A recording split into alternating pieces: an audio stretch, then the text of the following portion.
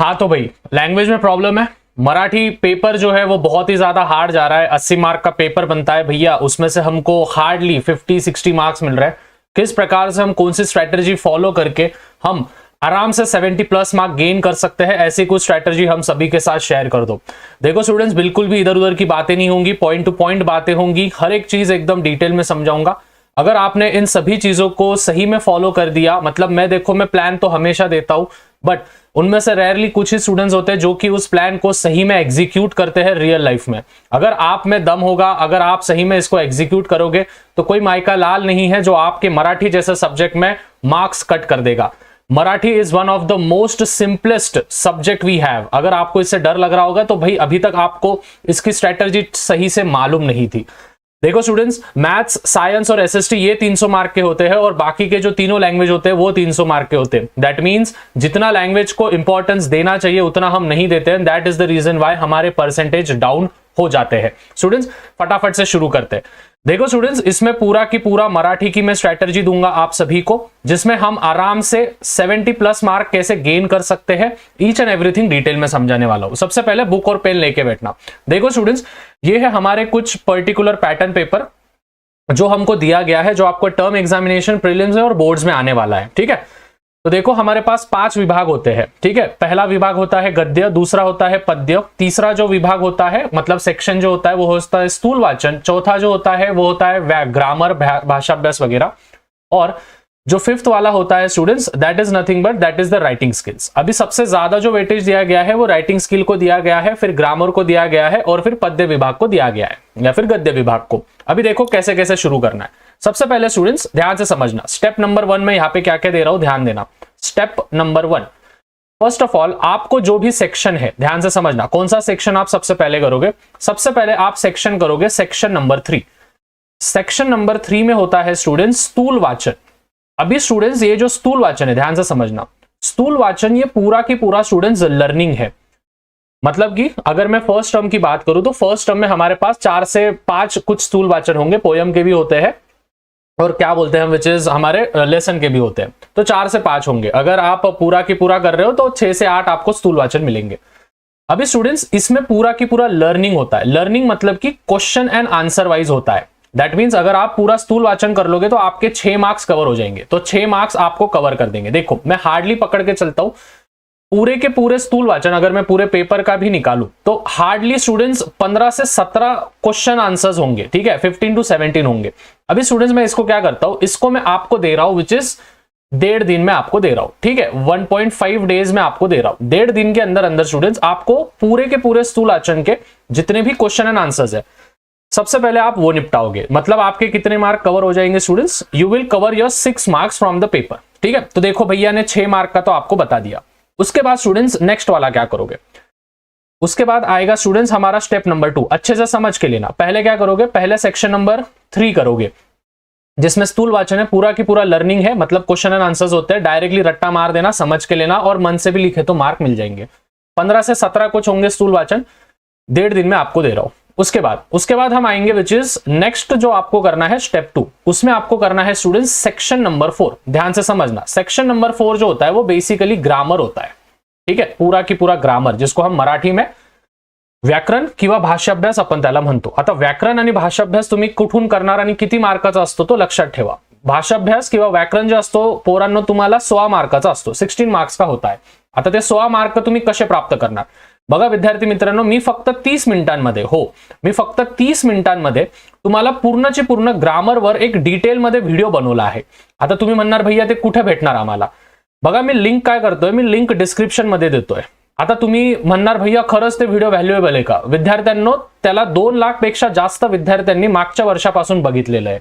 उसको 2 लाख से ज्यादा स्टूडेंट्स ने पहले ही देख लिया है वो वीडियो को। तो मैं आपको गारंटी देता हूं, अगर आपने मेरा वो वीडियो देख लिया जो कि लिंक में डिस्क्रिप्शन में दे रहा हूं, तो आपके 16 मार्क कसम से बोल रहा हूं।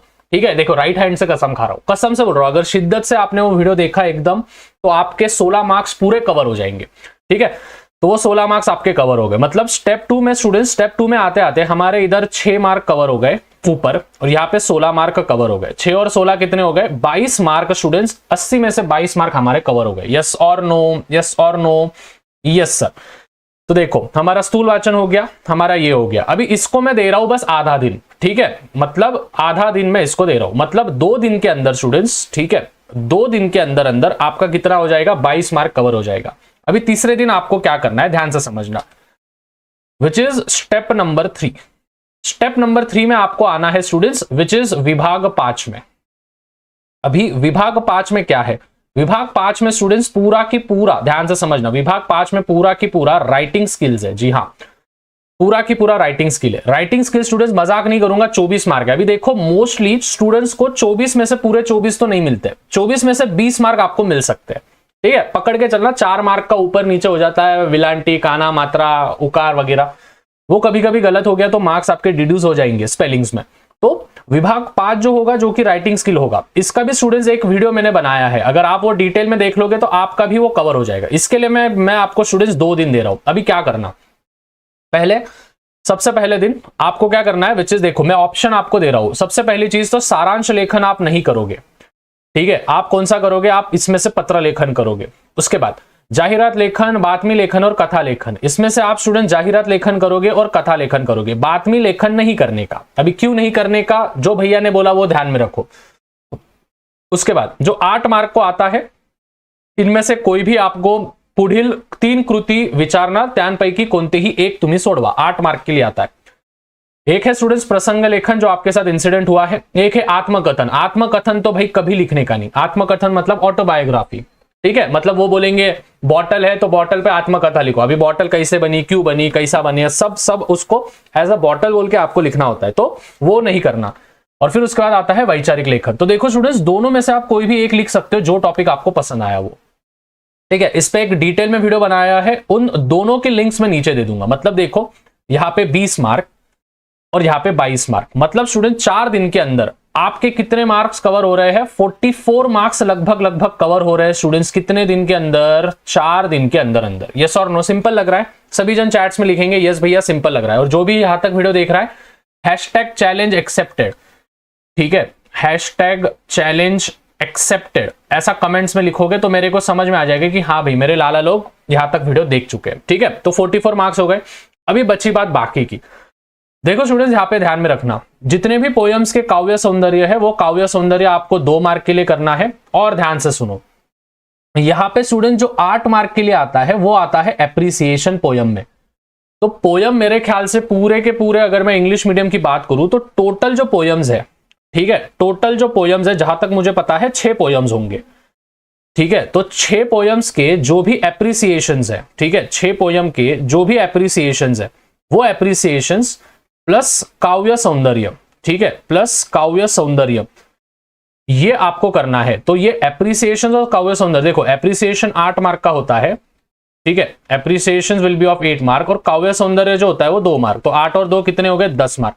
मतलब स्टूडेंट्स 54 मार्क्स आउट ऑफ 80 आपके 5 दिन में कवर हो जाएंगे। इसके लिए भी मैं आपको 1 दिन दे रहा हूं, ठीक है, 1 डे के अंदर आपको ये कंप्लीट करना है। मतलब देखो, स्टेप 1 सेक्शन 3 आपको करना है 1.5 दिन में, उसको दे रहा हूं। स्थूल वाचन पूरे लर्न कर लो अच्छे से। स्टेप नंबर 2 ग्रामर कर लेना है मेरा वीडियो देख के, जिसमें आपके 16 मार्क कवर हो जाएंगे। 22 मार्क हो गए 2 दिन के अंदर। तीसरे दिन स्टूडेंट्स आपको क्या करना है, पूरा की पूरा विभाग करना है। 2 दिन में दे रहा हूं, उसके लिए 5 दिन। तो 5 दिन के अंदर अंदर आप, मतलब 4 दिन के अंदर अंदर आपके 44 मार्क्स कवर हो जाएंगे। और बाद में पोयम और एप्रिसिएशन के लिए 1 दिन में दे रहा हूं। एप्रिसिएशन और काव्य सौंदर्य हम जिसको कहते हैं, वो आपको करना है। उसके लिए 8 मार्क का लिए आपको एप्रिसिएशन पूछा जाएगा और 2 मार्क के लिए आपको काव्य सौंदर्य पूछा जाएगा। मतलब लगभग 54 मार्क्स। और स्टूडेंट्स ऊपर तो आप गद्य पद्य में से आंसर निकाल के कम से कम, नहीं भी बोला मैं तो 15 मार्क तो आप गिरा ही सकते हो, जो कि हो जाएंगे स्टूडेंट्स आपके लगभग 70 मार्क्स। तो स्टूडेंट्स आई होप सभी चीजें आपको समझ में आ गई है। एकदम डिटेल में आपको प्लान दिया है, कैसे कैसे जाना है वो सभी चीजें मैंने आपको बताई है। देखो स्टूडेंट्स, ये एकमात्र चैनल है जो कि हर एक सब्जेक्ट का स्ट्रेटजी देता है। तो अगर आपको जरूर वीडियो पसंद आए तो जरूर सब्सक्राइब करना, अपने दोस्तों को भी बताना यार, स्कूल वाले दोस्तों को भी, कि भैया बहुत मदद कर रहे हैं, जिससे मेरी भी हेल्प हो जाएगी और आपकी भी हेल्प, आपकी तो हेल्प हो ही रही है, ठीक है। So I hope students this video was very much valuable for you. ज्यादा समय नहीं लूंगा, वीडियो अच्छा लगे तो ही लाइक करना, और चैनल पे होंगे और सही में कंटेंट पसंद आ रहा होगा तो ही सब्सक्राइब करना। तब तक मचाते रहो, फोड़ते रहो। All the best. और इंग्लिश पे भी ऐसी स्ट्रेटजी आने वाली है। तब तक पीस आउट और फोड़ो, बाय।